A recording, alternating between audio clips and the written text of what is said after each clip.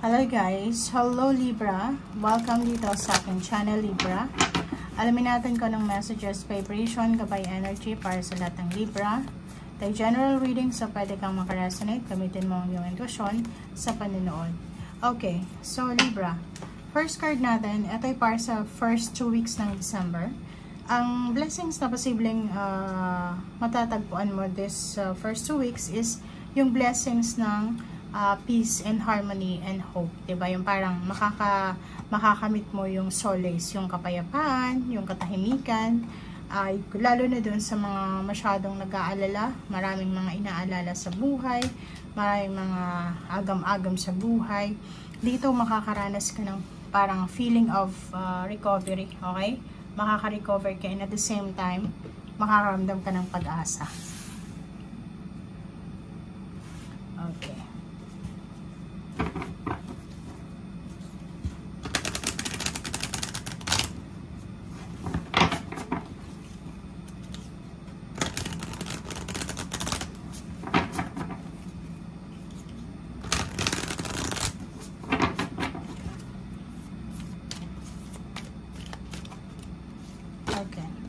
Wow, so yun. So it's a confirmation guys na Libra sinasabi na yung blessings na matatanggap mo is tungkol sa pag-asa. Pag-asa, balanse, parang ganun. So, siguro yung mga iba sa inyo, may mga rejections kayong nangyari sa buhay mo.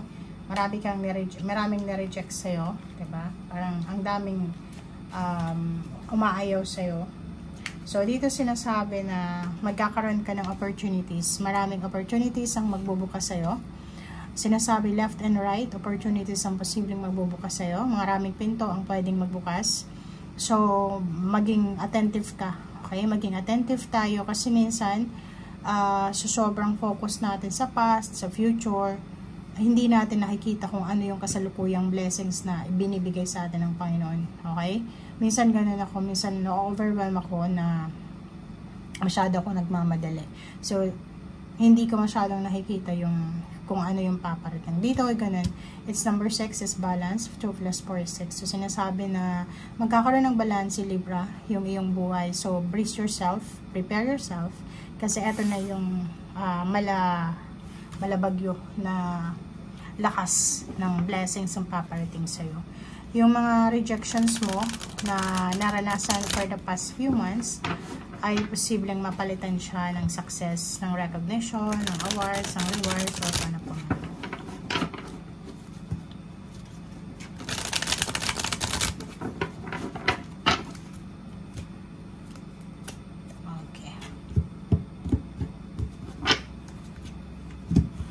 Okay, first card natin is 5 of Air. Mistakes, melodrama, reassessment. Okay, so nakikita natin dito na marami ka siguro mga pinagdaanan na hindi maganda. Maraming trials ka na pinagdaanan. Maraming mga pagkakamali na pinagsisihan. And nakikita ko siya dito, Libra, na dahil doon sa mga pagkakamaling yon, mas naging tuso ka sa ngayon. Parang medyo naging matalino ka. Okay?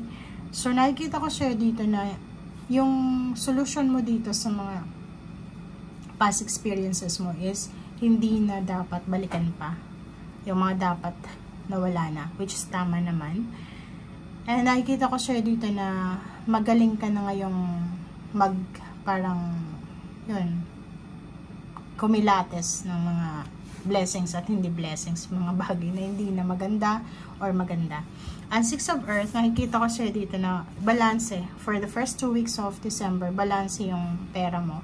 Makakatanggap ka siguro is either inheritance, windfall of money, mayroong unexpected na windfall, pera na parating na hindi inaasahan, mayroong tulong, mayroong parating, parang ganun. So, comment down below if you resonated.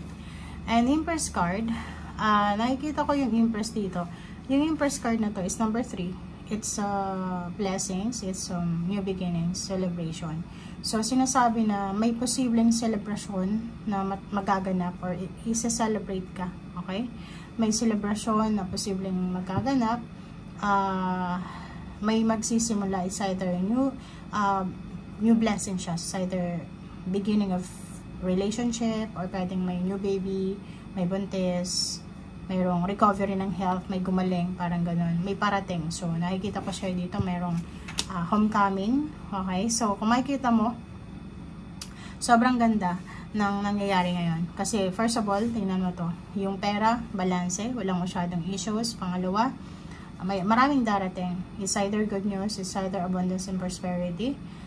New babies, new lahat, pagbabago siya. So, nakikita natin yung start and new beginnings. And for a fire, nakikita ko na isang buong pamilya sobrang kontento kasi buo na sila. Pwedeng yung isa nag-abroad, yung isa nasa malayong lugar. So, nakikita natin for the second week of December, buo na sila, magkakasama sila, kontento, masaya, nagsiselebrate, parang ganon. Okay?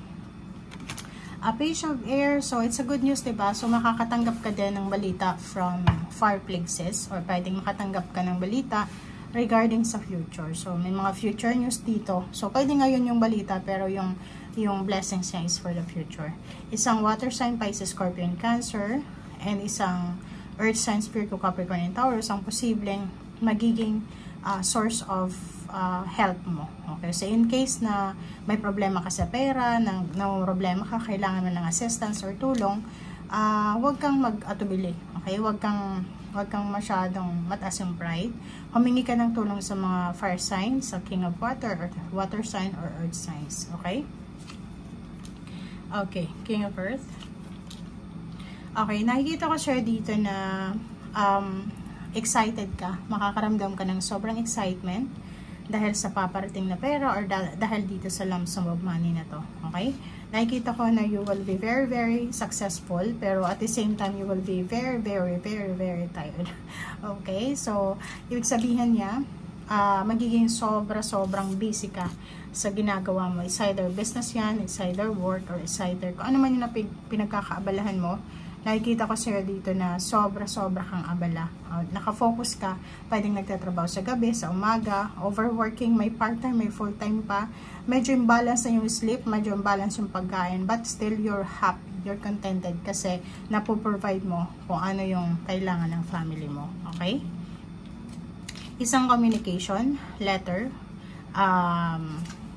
email, ang posibleng darating sa'yo na tungkol sa pera. It's either inheritance or pwedeng lump sum of money siya. Pwedeng darating siya sa'yo na magdadala ng financial security.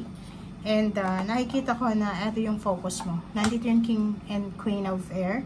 So, ibig sabihin, ano man ang good news na parating na to regarding sa money, siya yung pwedeng makatulong sa'yo para makaalis ka sa problema sa pera, problema sa relationship, and sa lahat ng mga pinoproblema. Kaya mayroon ditong a blessing of solace and hope kasi dito siya. Ibig sabihin, etong good news na to, na perang parating, or source of money, source of prosperity, source of security and balance, ay siya yung makakatulong sa'yo para maalis ka na dyan sa sitwasyon na yan. Okay? Thank you guys. Bye!